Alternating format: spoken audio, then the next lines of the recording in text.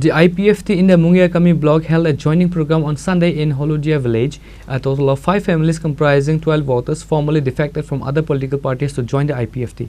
The new members were warmly welcomed into the party, followed by the IPFT local leadership.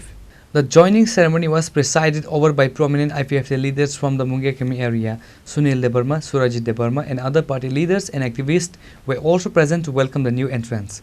In his address, Sunil Debarma emphasized that the party continues to work dedicatedly towards the welfare and development of the indigenous community, a core principle established by the party's founders. The leaders encouraged the newly joined members to work tirelessly for the party's organizational growth and to spread its message in the surrounding villages. Hambai, ini sini Eastern Division bisingo, Holudia edisi village ni, pas family, baro butar.